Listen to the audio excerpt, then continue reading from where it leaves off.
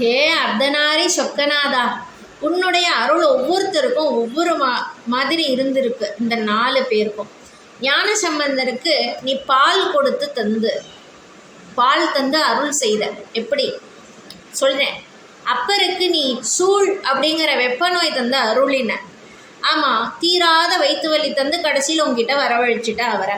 சுந்தரருக்கு நீ ஓலை தந்து அருளின. மாணிக்க வாசகருக்கோ நீ உன்னுடைய திருவடிகளை தந்து அருள் செஞ்சியான்.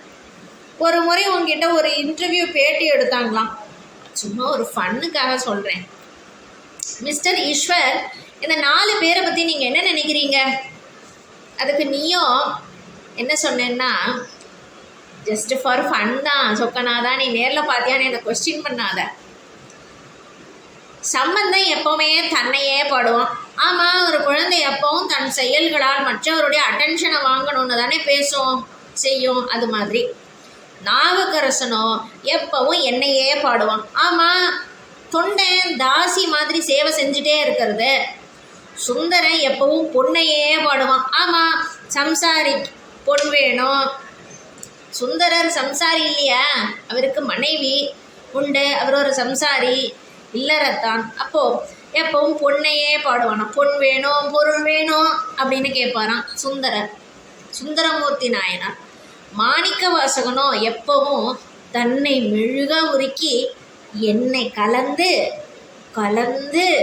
உருகுவான் அப்படின்னு நீ சொன்னியா சொக்கநாதா. மனசை உருக்கி உனக்கு தரணும்னா கூட அந்த மனசையும் நீ தானையா தரணும் சொக்கா. ஏன்னா சில பேர் மனசே இல்லாமல் இருக்காங்க. அப்படி சில பேரை நீ தான் படைக்கிறியோ அப்படின்னு கூட தோணும்.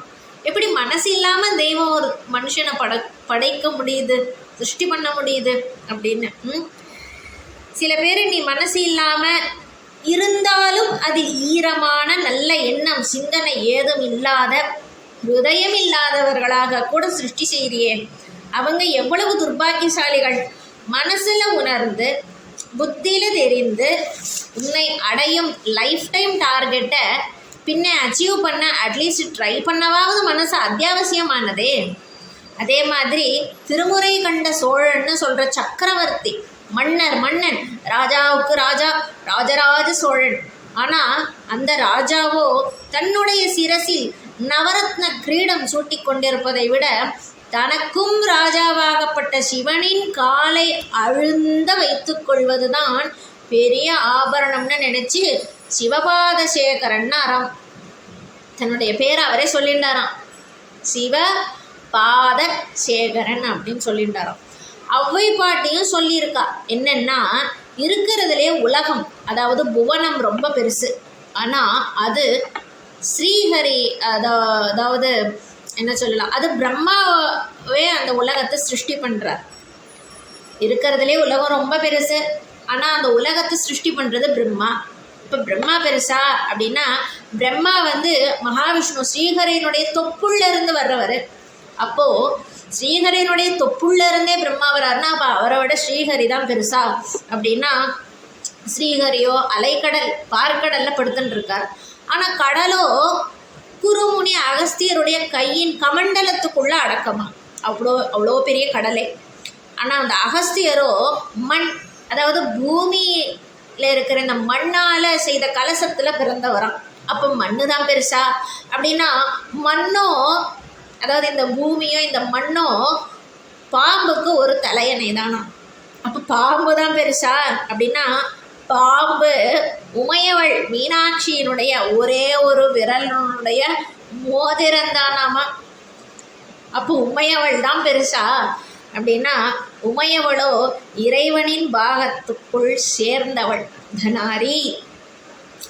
இறைவனோ அப்போ பெருசா, சொக்கநாதன் ரொம்ப பெருசா அப்படின்னா, இறைவனோ தொண்டர் உள்ளத்தில் ஒடுங்குகிறார்.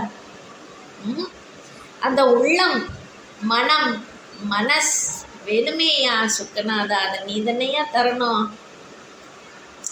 அந்த ஔவை பாட்டி சொன்னது, பெரியது கேட்கின் எரிதவள் வேலோய், பெரிது புவனம் பெரிது, புவனமோ நான்முகன் படைப்பு, நான்முகன் கரியமால் உந்தியில் வந்தோன். அப்போ கரியமாலோ அலைக்கடல் துயின்றோன். அலைக்கடலோ குறுமுனி அங்கையில் அடக்கம். குறுமுனியோ கலசத்தில் பிறந்தோன், கலசமோ புவியில் சிறு மண், புவியோ அரவினுக்கு ஒருதலை பாரம், அரவமோ உமையவள் சிறுவிரல் மோதிரம், உமையோ இறைவர் பாகத்து ஒடுக்கம், இறைவரோ தொண்டர் உள்ளத்து ஒடுக்கம், தொண்டர்தம் பெருமையை சொல்லவும் பெரிதே அப்படின்னு அவை பாட்டி பாடியிருக்கா. சொக்கே நின் தாழ் துணை.